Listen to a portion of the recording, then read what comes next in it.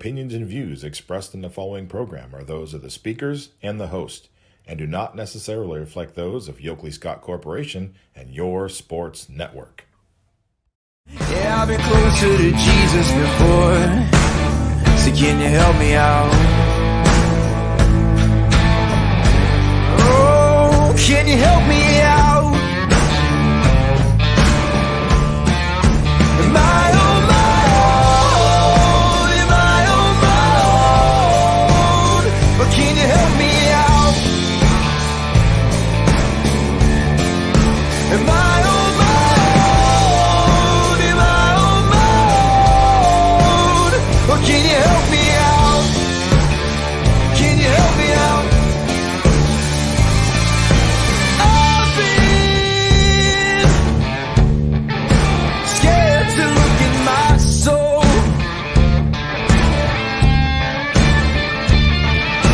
I've been afraid I would follow the road. Yeah, afraid of the things I've been told. What is up, everybody? Welcome inside a Monday episode. We are bringing in a new week of Running Point on ysnlive.com, brought to you as always by you know who, your good friends, my good friends, and I hope everybody's good friends at Greenwood Chevrolet in Austin Town. Going to put their logo in the top right-hand corner of the screen, boop, right there, so you know where to go if you are in the market for a new or used vehicle. Make sure to check out Greenwood Chevrolet in Austin Town. They go the extra mile for you, so you don't have to. And we try to do the same here on this show every single day. We have a good Monday scheduled for you today. We're going to have a recap of the weekend action, of course. I got some stuff I want to talk about that we're going to dive into. And then obviously we have a player profile to feature. And we are going to once again go into the vault a little bit and make sure we get to everyone that we've been able to interview this wonderful winter sports season. We have one more swimmer that did not get featured on the show. So we're going to dive back into the poll and talk to Beaver Locals Ryan Folger and hear from him. So he's going to be the player profile that we featured today. Tomorrow we're going to have some new content for you. It's going to be a fun show tomorrow as well. And we're going to prepare for the regional semis that we have boys basketball teams in. 4 different regional semis to go over. Actually 5 regional semis to go over before Tuesday. But today's the calm before the storm. No games today. Obviously, the regional semifinals start tomorrow. We'll have 1 on Tuesday, 2 on Wednesday, 2 on Thursday, and that's how it'll break down. So we're going to have some fun today, and then tomorrow we're going to have some new content for you. I have a couple of interviews being planned as we speak, and then Wednesday's Wrestling Wednesday, kind of breaking down the week. I don't know why, but Wednesday's going to be at Wrestling Wednesday with Gary Altizer, Chris Colucci. That'll be the season finale. State championships have been wrapped up. Don't want to dive too much into what we're going to be talking about on Wednesday, because obviously that's when we'll recap everything. But I will say, because I don't want to wait until Wednesday to shout it to the heavens, we do have 2 state champions in wrestling. Keegan Sell, Mr. Everything at Garrettsville Garfield. He is now back-to-back state champion. He gets it done. And then Micaiah Newsom from East Liverpool wins it on the girls' side. So we have a girls' state champion and a boys' state champion. Trying our best to get them both on Wednesday. Keegan has already been confirmed. He'll be on Wednesday. We are trying our best to make sure we can rope in Micaiah as well from East Liverpool. So going to be a fun time on Wednesday with Gary and Chris. They had a great weekend down in Columbus. Can't wait to recap all that. Thursday, we have more regional semifinals. And then obviously Friday will be just our recap. And hopefully we'll be talking about some teams in the regional finals on Friday. So going to be a fun week, and glad you're aboard for it. We start with a breakdown of what went on over the weekend. We have to recap our district semifinals. And we do that by popping up the scoreboard. And we are on Friday, which was March 8th. Want to remind you guys that the scoreboard on ysnlive.com is presented by our friends at Burnett Pools, Spas, and Hot Tubs. The YSN scoreboard is a great tool for our fans, whether you're at one of the games or watching one of our broadcasts. You never want to look away from the action for too long, and the YSN scoreboard is a great and easy way to see live updated scores across the YSN family, whether it be your friends or your rivals, you want to get the fastest update, you got to go to ysnlive.com/scores. We have a great team behind the scenes that works very hard to make sure these scores are live updated and that you don't have to wait until late at night for the final scores to come rolling in. So make sure to check it out. Brought to you by Burnett Pool Spas and Hot Tubs. ysnlive.com/scores. We hop into Friday. 2 district championship games went down in Divisions 4 and 3. In Division 4, we had Warren JFK. They're the 1 seed. They kind of flexed their muscles a little bit, improved why they're the 1 seed. 76-39, the final score. JFK. Big nights from a bunch of people. Nick Ryan, Seminaro, Condolian. They all were just, it's so hard to stop because they're coming at you from so many different ways, so many different angles, so many different ways to beat you if you're Warren JFK.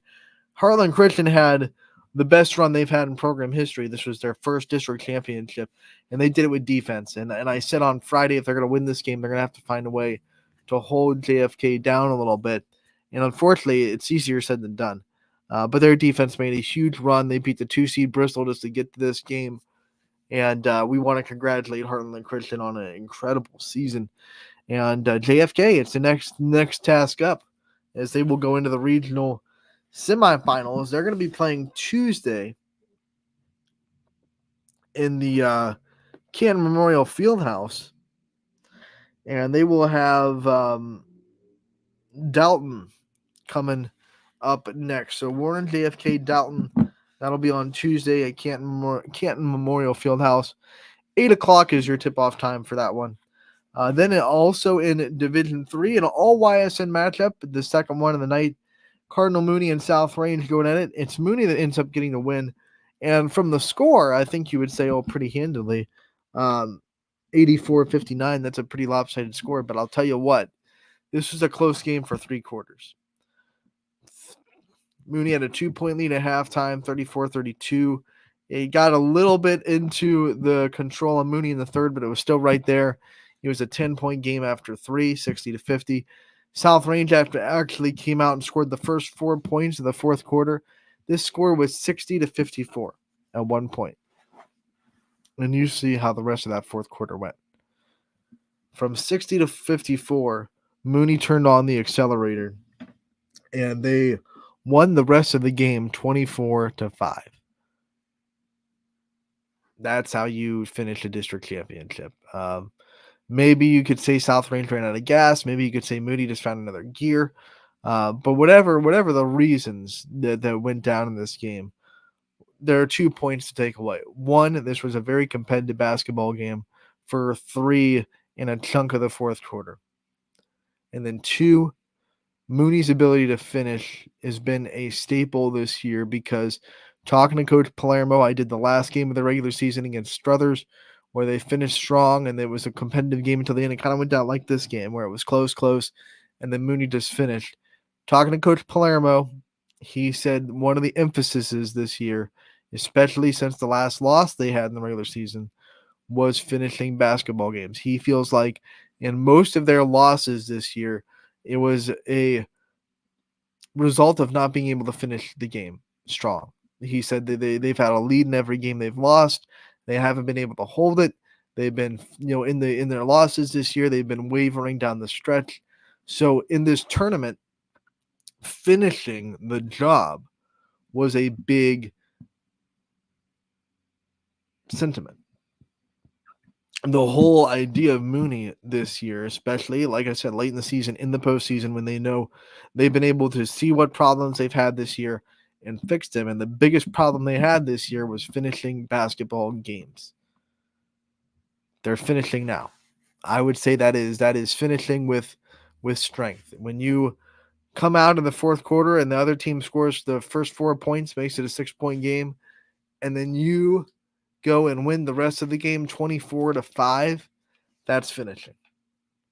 That is finishing with a hammer, with a sledgehammer. And they turned what was a close game all night in a absolutely packed Salem Gymnasium.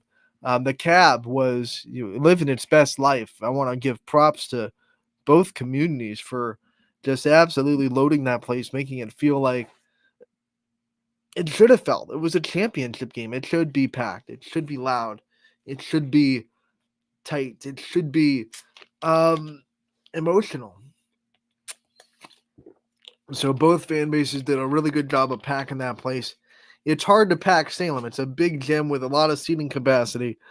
So when you have people, they can't even get in the stands. They're just standing in the corner in that space between the bleachers and the doors.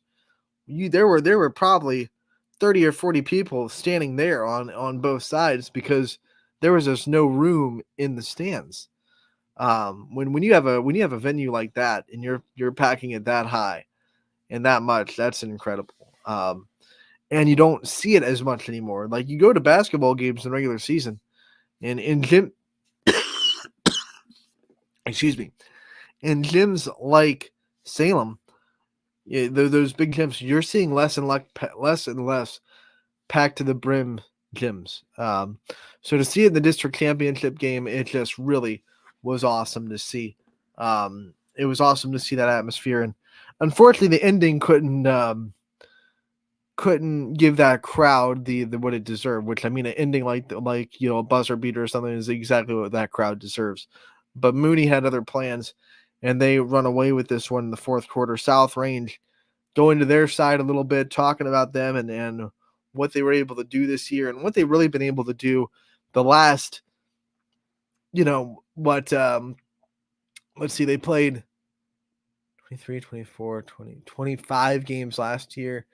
Yeah, and then they played 22, 20. They had the bye. 23, 24. 24 games, 25 games this year. So 50 games in 2 years. You take out the first 5 of last year where they went 0-5. So like what they've done in the last 43 games is just really, really awesome, especially the things that they went through last year as a program. To come out and go to the district championship last year was good enough, but then they get a brand new coaching staff this year again, have to go through another shift of culture and to be able to just hit it in stride and go right back to the district championship.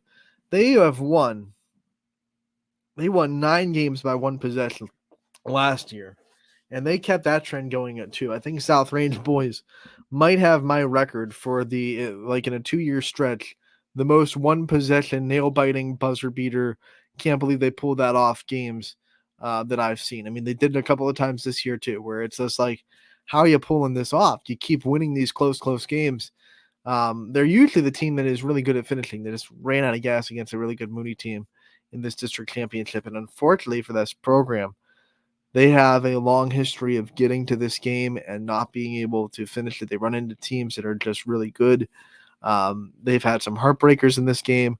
They've had some games that go like this where the other team just ends up being better. It's been a tough time not getting to this game. Tough time once they get here. They're always running into somebody that's ending their season, so they're still looking for their first program district championship, and they'll have to try to do that next year. But it will be tough because they're losing a very important senior class, and one of those seniors, of course, Landon Moore, who scored 13 points in the first quarter of this game, set the tone for South Range, and set it early. So you lose a guy like Landon, who's your leading scorer by a lot, and then you're losing a big senior class behind him as well with a bunch of very experienced guys. It's going to be a tough turnaround next year. They do have talent coming back. They do have some players that are young and impressive. Luke Rowan will be coming back, and he's definitely your perimeter threat. But, you're losing a big senior class next year. South Range is really going to be tested, and Coach Carden really going to be tested if they bring him back on how he's able to build a program, because usually new coaches get a couple of years, right, where they get a firm foundation. You love to come in as a new coach with a big, freshman sophomore class, and then you're able to mold them for a couple of years into your culture.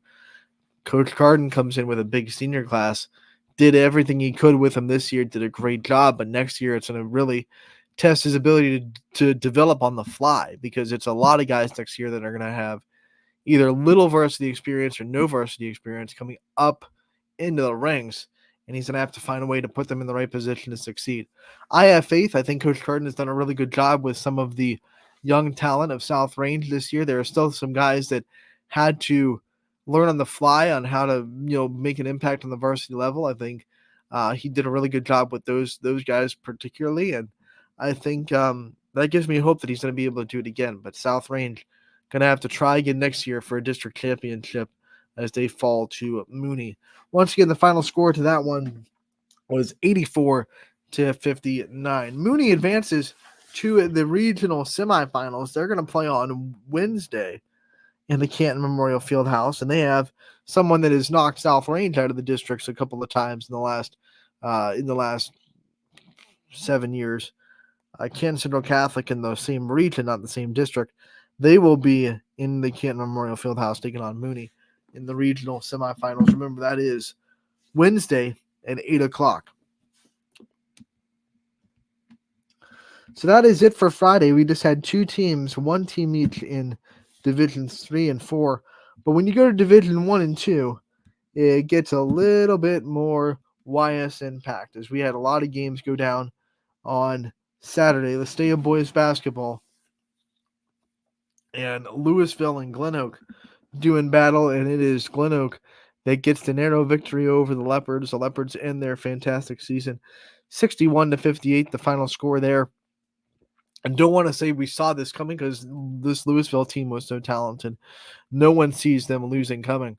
But they escaped in the last game, and I thought, well, Glen Oak was just as good as their last opponent. So I was like, they're going to be in for another dogfight here coming down to Glen Oak. And they were. And, you tempt fate a little bit. You can't escape 2 in a row. And Glen Oak gets the better of a close game this time around. And this is just a testament. Once again, I've been saying it all year. Don't mean to be repetitive, but Division 1 is different. You have a team in Louisville that has probably the pieces to go win a state championship. I'm just going to say it. I believe that with my full heart. They have the players. They have the pieces. But you have teams in your district that do too. And you have a lot of talent in the district, and anyone can come up and beat you at any time in Division 1. And Glen Oak was that team this year. They just said, hey, we're going to beat this team that has the state championship potential. I think they do. I don't think it takes away from Louisville having state championship potential. I don't want to hear, well, they lost, so they were never going to win a state. It's not how the sport works. You can have a bad shooting night. You can have a bad matchup. This is the wonderful yet terrible thing about one and done tournaments. And you see in March Madness all the time. It's what makes it so exciting, and it's what makes it so important to be on your game every game. But the best team on paper doesn't always win. And just because a team loses earlier than you expected doesn't mean that a team didn't have the players in place or the coach in place or the talent in place to go and win a championship. It just means on that particular day or night, they weren't the best team. Ball didn't go their way, and that's sports. Best team on paper doesn't always win. No matter what level you're playing on, Division I college basketball, NBA, NFL, whatever sport, whatever level, if you're a sports fan, you look through the history, we are shown time and time again that being better on paper does not equal victory. And just because you don't get the victory does not mean that you did not have a lot of really good things going for you on paper. So I don't want to hear people saying, well, you see, we told you Louisville was never going to win a state championship. Because they had the pieces to do it. And just because Glen Oak got the best of them on one night does not take that away. Now, it sucks. It hurts. They're not going to win a state championship. That's reality. But they had everything in place for them to go and win a state championship. And I heard some, around on Saturday, Glenville fans were talking about this game. Everyone was hyping Louisville up, and they were kind of discarding them. Well, see, they thought they were going to win a state championship this year. See how that worked out for them. This is one and done, which means one night where the ball just doesn't bounce your way can end your season. And it doesn't take away from what you did. It doesn't take away from what you are. It's the thrill of victory. It's what makes winning in this kind of tournament so exhilarating, and what makes losing in this kind of tournament so hard because it's final. It's one night. It's all you get.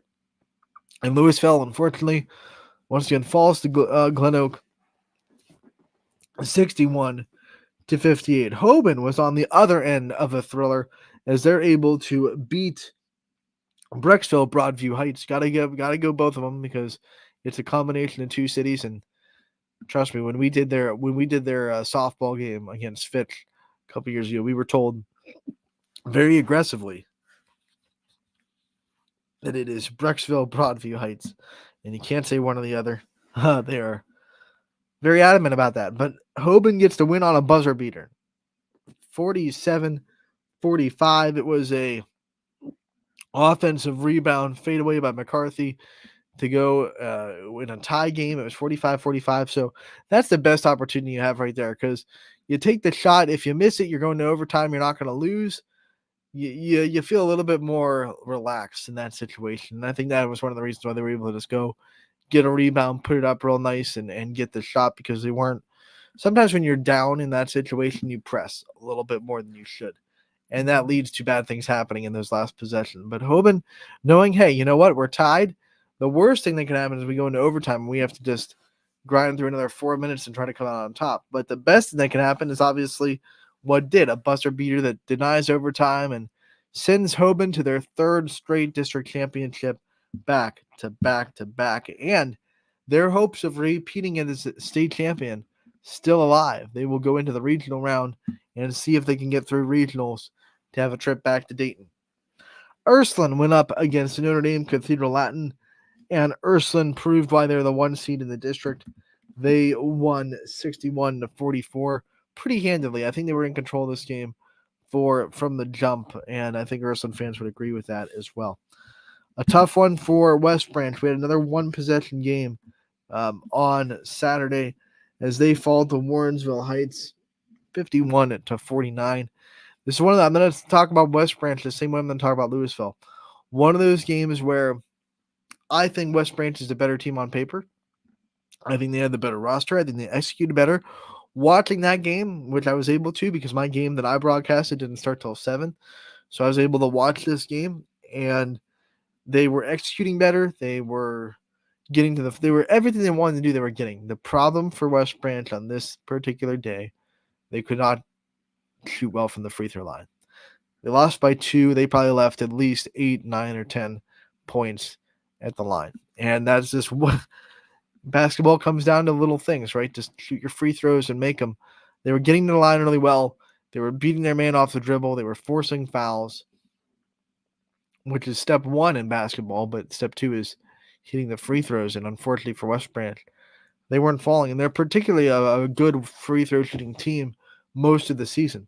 So an uncharacteristic night, and that little thing was enough to get them a tough loss. 51-49, the final score, plus the finish. I will say that it looked like West Branch was going to escape despite all that. They were up 49-45 with about, or was it 47? They were up by 2 possessions really late in the fourth quarter.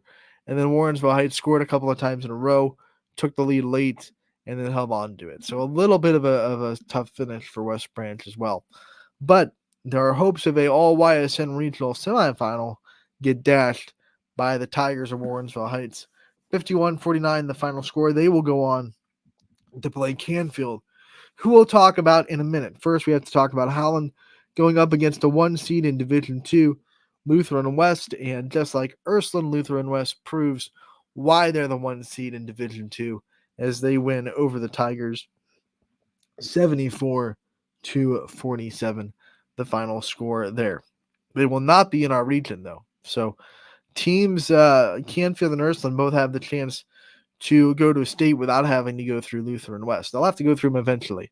So no matter what you say, you got to beat Lutheran West to win a state championship. And I fully think that they will be in the state semifinals, as I don't think anyone in that region can handle Lutheran West. But we'll see. That's why they play the game. Going to Canfield against Glenville. Final score, Canfield gets the district championship after falling in it last year to Cheney, Final score was 64-51 over the Tarblooders. And here's what I thought was really cool about this game, and really a treat to watch. Glenville had a very good game plan coming in, and they knew who to stop, they knew who to slow down, they knew how to give themselves the best chance to win the game. They stuck to Dom Cruz like glue. They didn't let him get any space on the perimeter. I don't think he hit a three all night. They didn't let Sam Castanova have much room. They tried to keep Ben Weaver out of the paint as much as they could. He eventually found some room, got, a few points. But the main scorers for Canfield coming in, Glenville did a good job defending. Their leading scorers were Dom Cruz, Sam Castanova, Ben Weaver. Those three were the ones that are pretty much the ones that they lean on most of the time when their offense is going really well. So Glenville did a really good job of defending those three. The problem for Glenville was that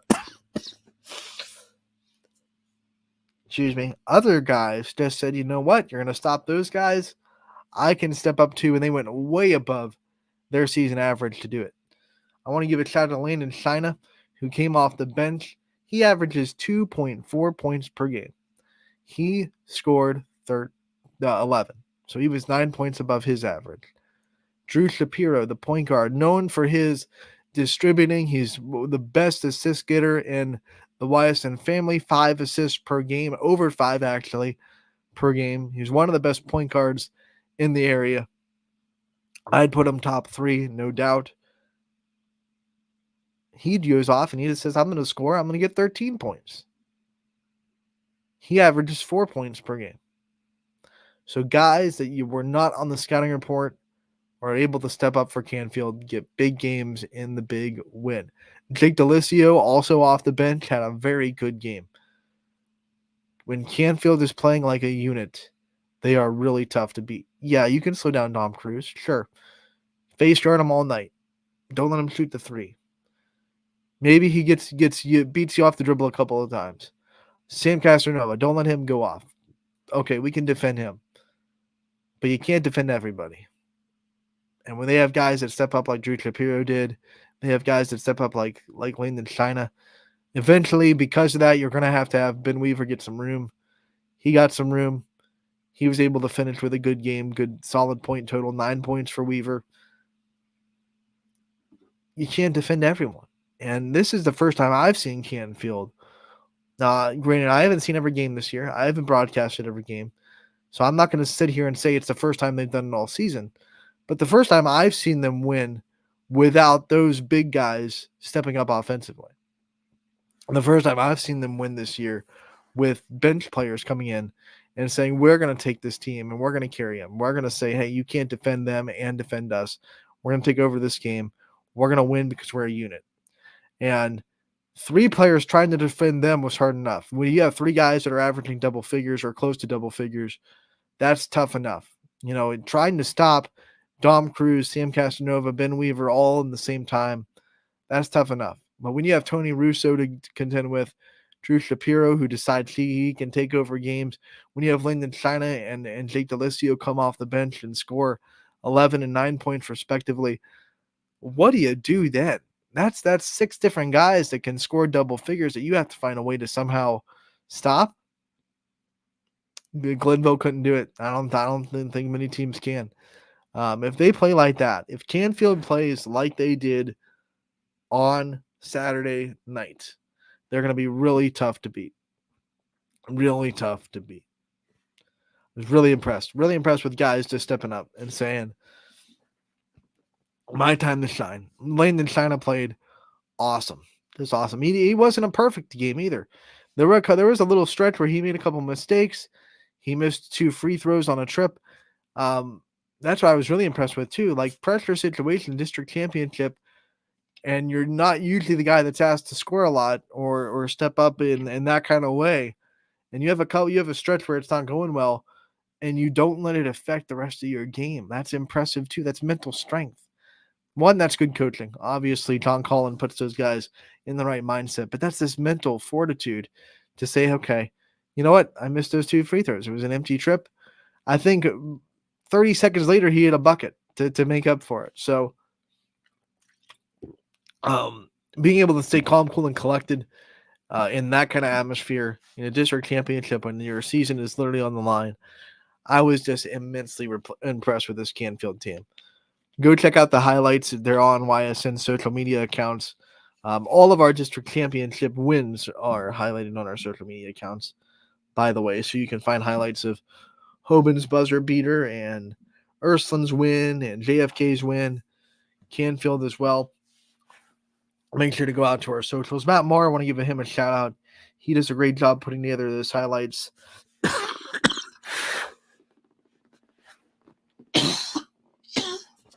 And he actually had to go deep into the night to do them last night because he was up in Ashtabula County and a snowstorm kind of made getting home a little bit tougher than foreseen. So he was putting the time and the effort to do those highlights last night. So I want to give him a shout out.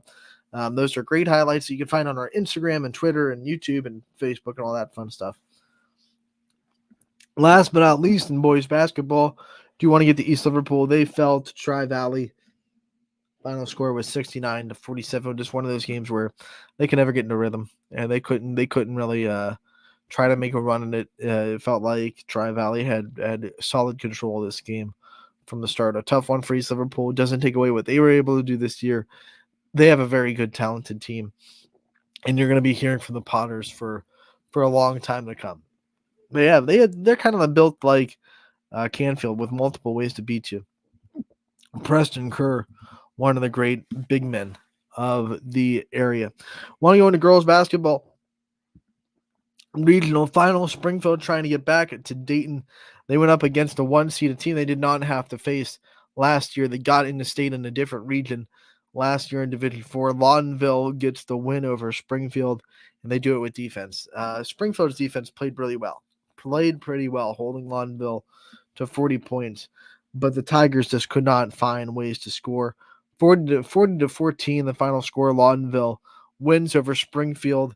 But the Tigers are 3-time district champions and 2-time regional runner-up in the last 3 years. One regional championship in that time too. So back-to-back regional qualifiers. I should say 3-time regional qualifiers, getting to the regional championship 2 times in a row. One out of those 2 going to state. It is literally the best run of girls basketball that Springfield has had in their program's history by far. When they won the district championship 3 years ago, remind you, it was their program's first district championship. So this team has done stuff that no other Springfield girls basketball team has ever done, and they continue to do it. They continue to build on it. They lose one senior. Now, Ava Vecchione, very important senior, very important, especially defensively. I know she stepped up offensively, averaged almost double figures. I felt really bad, like 1/10 of a point outside of averaging double figures. She ends the season averaging 9.9 points per game. We're going to round it up. We're just going to say 10. But a very important senior, especially.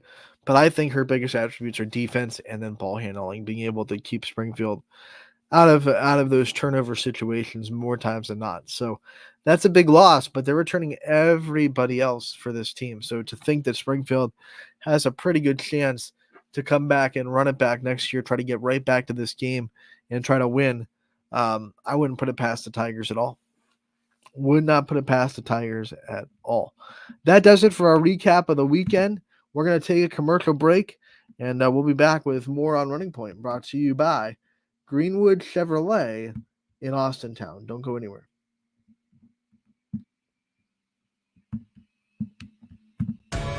"21 News delivers the news as it happens, using the latest technology from where it happens. Live here outside the Mahoney County. On air, online, Wednesday afternoon weather update. Very dangerous. and on the 21 News social media platforms. I'm on the road right now. 21 News, the Valley's only locally owned source for trusted news since 1953. Craftsmanship to us is 60 years of pride and dedication. Passed down from generation to generation. The hardwood floors that your kids take their first steps on. the solid wood doors you quietly close at night. The things we create day in and day out are the products that end up turning your house into a home. At Baird Brothers Fine Hardwoods, uncompromising quality and craftsmanship built our business. And it will keep us moving forward for generations to come. Going the extra mile at Greenwood Chevrolet means we want to take care of the community that takes care of us too. And we have to work together always. And that's how you stay in business for 40 years. You know, I love being a helper because when I help somebody, it makes me feel good.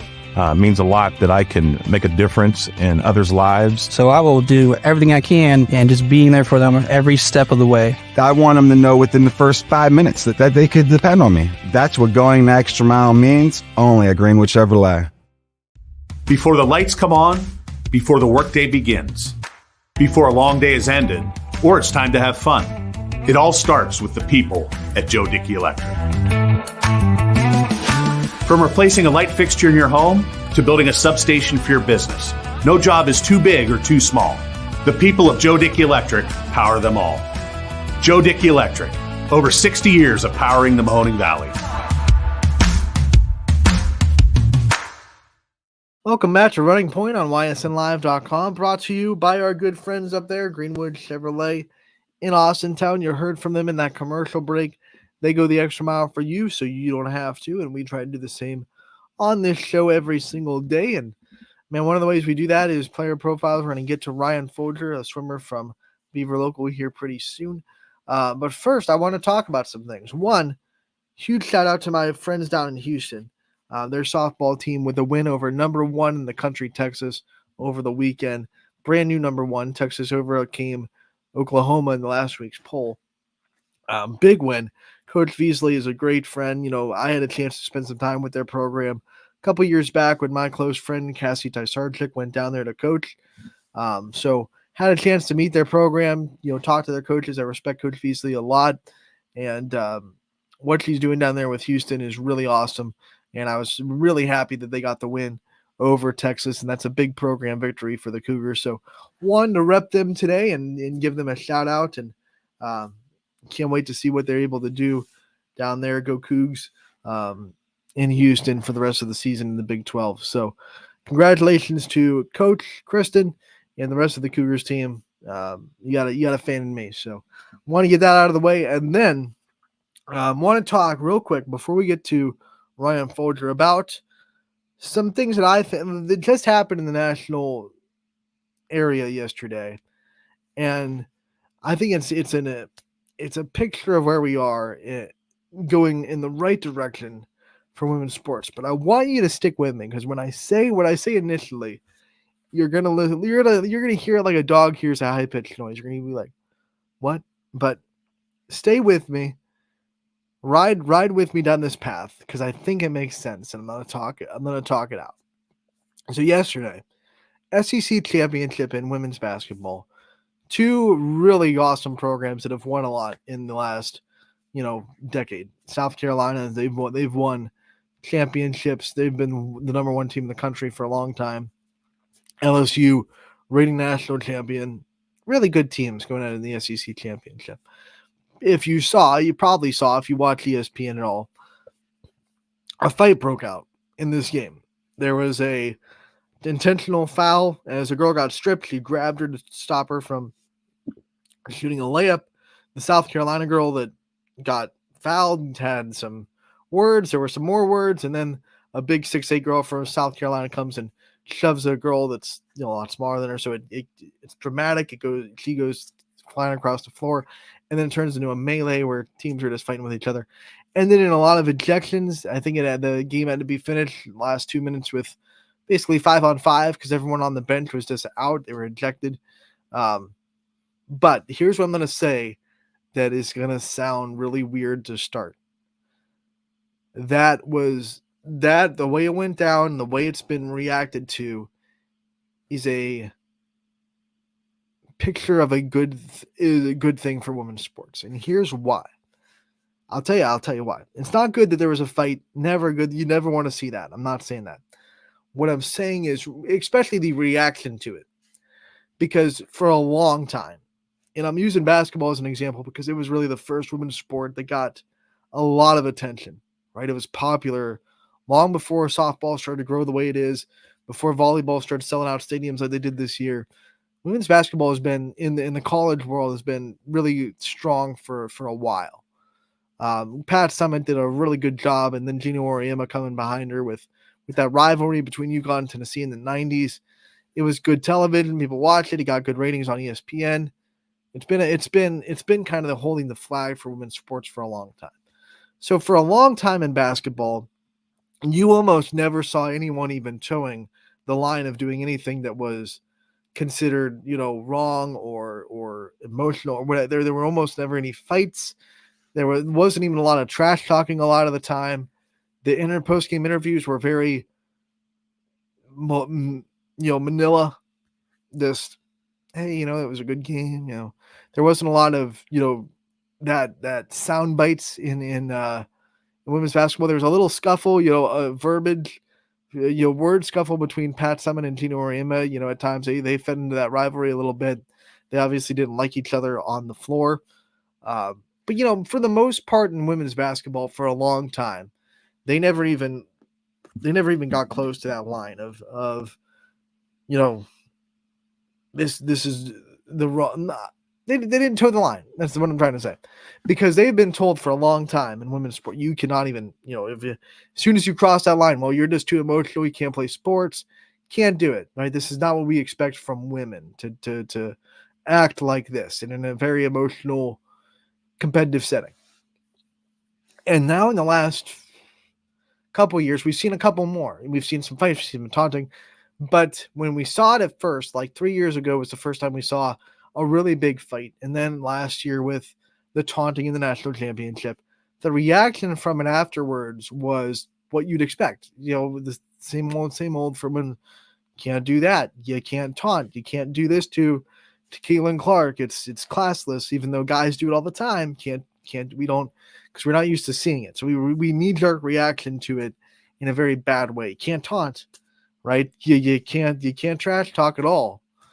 This year, we're seeing a little bit more jawing, a little bit, and then last night it ended in a melee. It culminated. I think those two teams went at it a couple of times this year. Last night, I think the refs lost control of that game before that fight even happened because it was so physical. They weren't really calling too many fouls, but it explodes. But the reaction to it, from what I've seen, is finally a little bit just normal. We're just reporting it like it's news. Just like we would if a guy's basketball game broke out in a little bit of a scuffle, in a fight, in a melee. It's just news. We'd have no more of this, well, see, I told you, girls can't play sports because they're just too emotional. You're going to see, you still see it. Like, you go to the ESPN's Twitter account, it's there. I'm not saying it's gone. But that's not the national narrative anymore. So,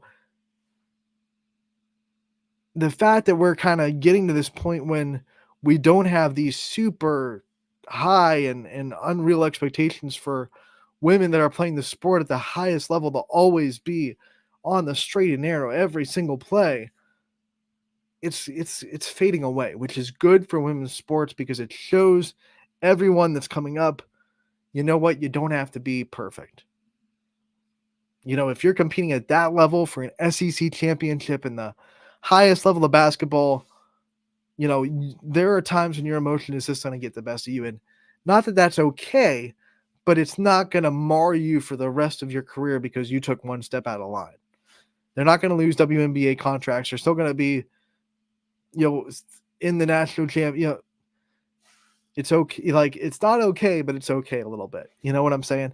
And that never used to be the case. And I think it's a good thing for women's sports. And I was really happy with the reactions to it. Not happy to see that.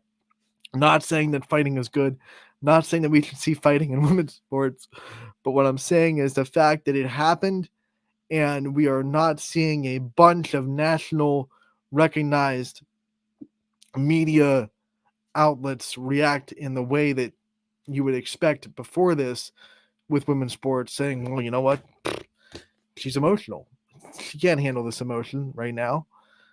That is gone, or at least it's really faded away. And now it's just underbelly of Twitter is saying and stuff like that, and the underbelly of social media and the stuff that's always been there will always be there for women's sports, probably on Twitter and on Facebook and on TikTok is still there, but it's not there in the national, representatives anymore, which I actually was like, wow, they're not taking this the wrong way. They're just saying what it is. Hey, it's wrong. It's not good for the sport, but they're saying the same things they say when it happens to guys. Hey, they're competitors, right? Their emotions at the best of them. It came from a competitive nature. And hearing that instead of hearing they're too emotional, we told you so, kind of one of those you told you so tones, which we heard a lot last season, national championship, the trash talking. We heard a lot of those undertones in the national reaction to that. Well, told you, you can't act like that if you're a woman, and we don't expect that. And I told you they couldn't handle that situation.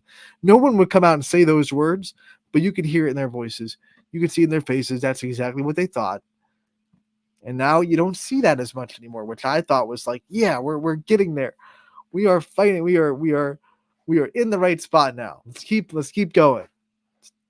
Eventually we'll get to the point when we don't have to have fights anymore to realize that we are going in the right direction. So I was not happy that a fight broke out, but I was really happy last night. It went the whole night without seeing anyone from any of the nationally recognized, sports personalities in the media saying something silly that you wouldn't say if a guy's basketball game broke out in a fight. So I was happy in that sense. I have some of my own thoughts on the way the coaches handled it. I know that's been a lot of talk. The talk is Dawn Staley saying one thing dramatically different than the way Kim Mulkey answered it. I think a part of that is one person lost, one person won. It's always easier for the winning person to say the right thing and the losing person to say the wrong thing in sports. So I don't want to put Dawn Staley way up here and Kim Mulkey way down there, because right after a loss you're probably going to say the wrong thing. Right after a win it's really easy to calm yourself and say the right thing. So while one was really right in the way you want someone to answer that, and one was wrong the way you don't want someone to answer that, I think that the fact that they just lost and just won also go into that factor. So I'm not gonna say, well, because of what they said after the game, Dawn Staley is way up here and Kim Mulkey is way down there. It's winning, it's losing. I've never liked dissecting someone's comments right after a loss. They're going to be raw, and we ask them these questions right after the loss. Sometimes they say something stupid or raw because what do you expect? It's a big game. They lost it. They're pissed, right? It's going to happen. So that's my take. But I, once again, not happy that a fight broke out. Not saying that it's good that fights broke out. It's not good. But I am happy in the reaction to it and what we're seeing, it being handled the way that it's sports news. It's not reacting to it differently because it's a women's sport. That's what I've liked today. So if this was Power Hour and I had a spark, that would be my spark. I have a little bit of a happiness today because, man, we're reacting to this in the right way, which is awesome. So with that being said, we do have a player profile that we want to feature today, and it is in the pool with Ryan Folger. We're going to get to that now.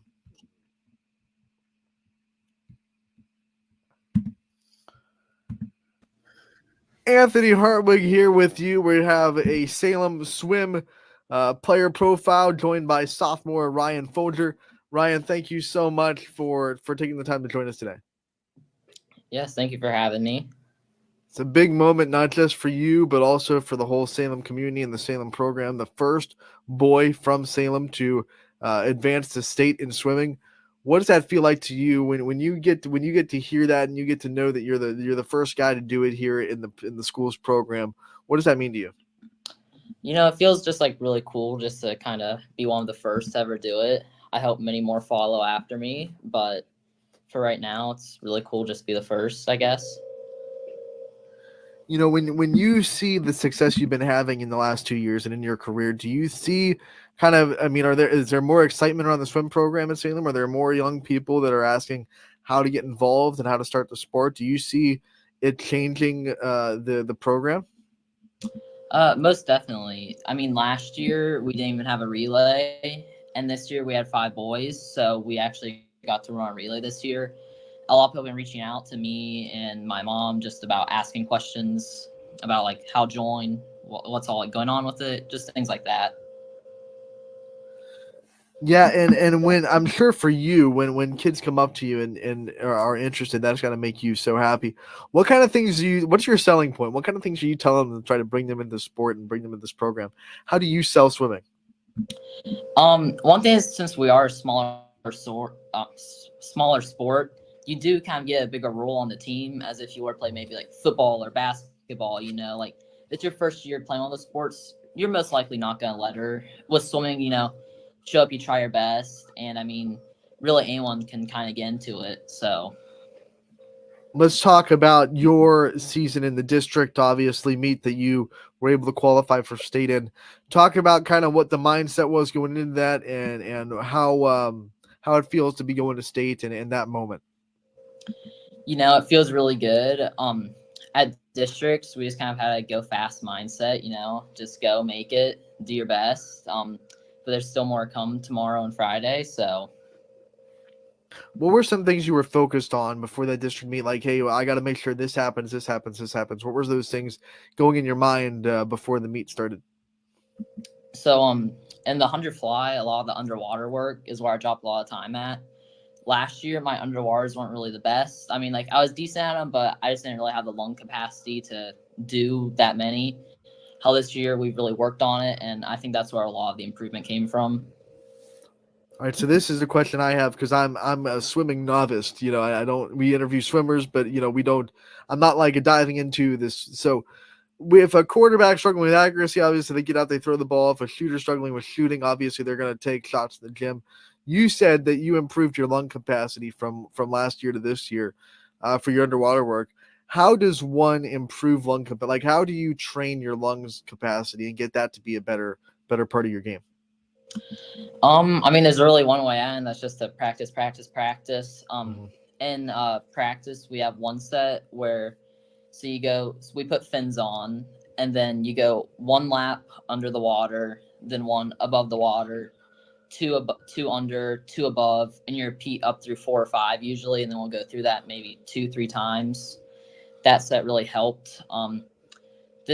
There's another thing we did is called vertical kicking. So you kind of stand like straight up in the water, almost like this, and you kick. So it didn't really help with lung capacity, but it made the dolphin kicks a lot easier. So when you talk about the work that you get put into swimming, and obviously I think the one part that doesn't get talked about nearly enough is the physical condition that you have to be in to be a swimmer. It's not exactly easy sport to go and just, hey, I'm just going to go do it. You have to work out. You have to be really fit to be able to be good at it.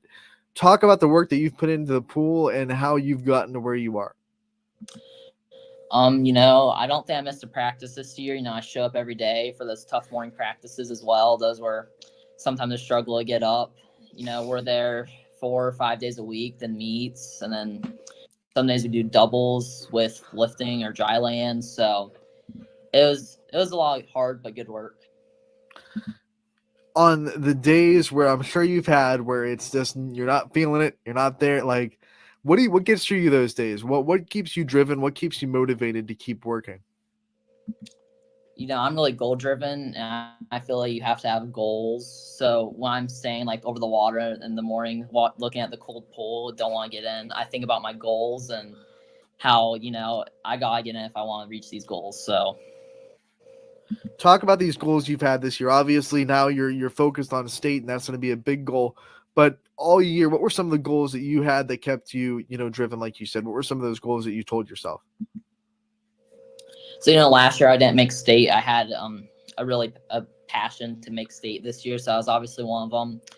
I also had a specific time in mind as a 51.79 the 100 fly, which is a cut for a meet that I wanted to get, which I did get this year, so that was a lot of fun. When like we talked about you being the first boy in Salem to do this, but you're obviously spending so much time in that school system, in that community. What makes it special to you that you're able to be someone to bring this to the school, bring this to the community? Everyone's really supportive of everyone else. So like I support the basketball, football team, they support me, so it just kind of goes back and forth. What's your favorite sport to go and watch as a part of the student section? Definitely football for sure. When you think of the support you get from your students and the people that are in the classroom with you, your classmates that support you, what does that do for your confidence and just your ability to go and have a good meet, to see people in the crowd that you know that are there to support you? It feels really good because swimming doesn't always get the most recognition. So to know people are actually caring and having your back makes you feel just really good and gives you all that more confidence to go and race. Let's rewind a little bit, talk about your swimming journey. When did you get started, and when did you start to see yourself falling in love with the sport and knowing that it was something that you wanted to work hard at? So I got in competitive swimming, and it was in some sort of summer league. It was in Youngstown, and so I was 5 when that happened. But then when I was about like 9, 10, I kind of started really enjoying it and getting more and more into it. And then each year, kind of from when I was 10, I really got more and more into it. So, can you remember, was there something that got you into it that made you start loving it more? I don't think there's really a specific moment or like goal I reached. I think it was more so just kind of the people in the sport that kind of made me want to keep pursuing it. Talk about those people. Who were the people that you looked up to when you were a young swimmer, and who were some of the role models that you had to get you to that point?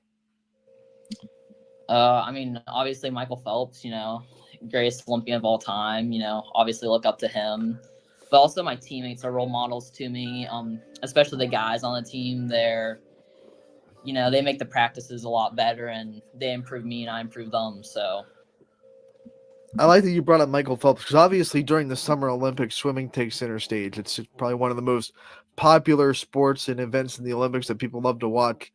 What is it like for a swimmer when that happens, when all of a sudden everyone in the country is watching swimming and all of a sudden your sport is the one that's on center stage in the summer?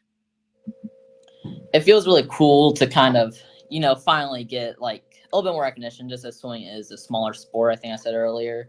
So just for it to be a little bit more mainstream, make the news, headlines, things like that. What's your ultimate goal? Like, you're a sophomore, you have 2 more years after this one. What is one thing that you just want to accomplish before you graduate from Salem? I'd really love to eventually make the podium at state. I think that'd be really cool to get a medal, stand on that podium, whether it's 8th or 1st, whatever it is. And I do want to pursue swimming in college. I think that would be really fun. So, after this season is over, that's when those things really start to hit your mind about college and future and maybe, what kind of school you want to go to. How much have you let yourself think about that? I mean, like the career path you want to go to, how far you want to travel, what kind of swim program you're looking for. Have you thought all about that, or are you kind of putting that until next year when you're an upperclassman? I've definitely started putting some thought into it, but it hasn't been too serious. I do plan to kind of, after this off season, after state and stuff, after a couple more championship meets after that, to kind of really think more about the colleges and where I want to go, what I want to pursue. So, what are some things that you're starting to find yourself interested in studying that you think, hey, if this was my college major, it really wouldn't be that bad of a thing? I really like the finance, business. I like math too. So anything kind of revolving around there, I think I'd like to do. Shocker, the athlete that's in a sport that's all about numbers and times likes math. No doubt about that. Let's talk about the school a little bit more. What are some subjects that you really like make you work hard, that you're proud that when you get good grades in? I'm in a college math course right now, and that can sometimes get really hard. So whenever I see a test get passed back and I get an A on it or a good grade, that always makes me feel pretty good. We see a lot of the basketball teams have teacher appreciation nights this week as the regular season winds down. Who are some teachers that you would like to appreciate that have been, a real big impact on your school life at Salem? Definitely Mr. Graham and Mr. Andres. They've been like big role models, just like they've taught me more about life and like almost like school subjects, So I also enjoy having their classes. They make it a lot more bearable than some other classes are. So All right, we can't let you go without talking about this state meet, what you're looking forward to the most, and what there's some things running through your mind as you head down there tomorrow and Friday. I'm really excited to see my feet on that deck finally. After last year, missing it by less than half a second, the state meet, I was really just kind of eager to get my feet on the deck, just kind of feel the environment out. I'd love to PR, but if that happens, it happens. If it doesn't, it doesn't. So, but it's always an honor just to be able to go there. This is your first round at state, so how are you going to handle the lights and the atmosphere and the pressure that comes with being at state? You just got to kind of drown it out. You got to go swim your own race, stay in your own lane. I'm usually pretty good at that, so just stay in the lane. I love it. That's a perfect swim.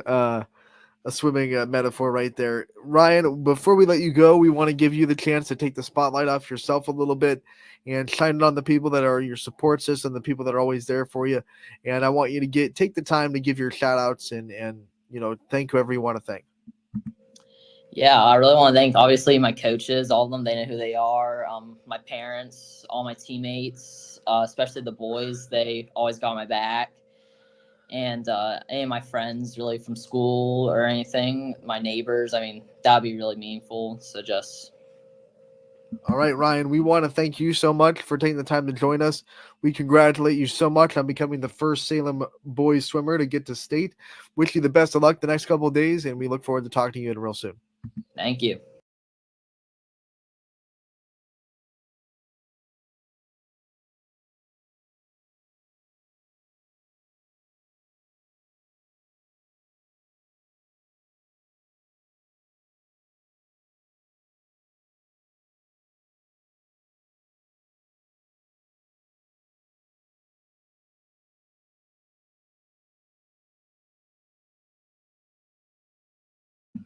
And that'll do it for Running Point today. Ryan Folger, I want to thank him for his time that he did that interview a couple of weeks ago. Salem Swim, first boy to go to state in Salem swimming history. And as he said, he's hoping that success will culminate in building the program. Want to thank him for his time. Want to thank all you for tuning in today to Running Point. We'll be back tomorrow from 1 to 2 on this show. Brought to you as always by Greenwood Chevrolet.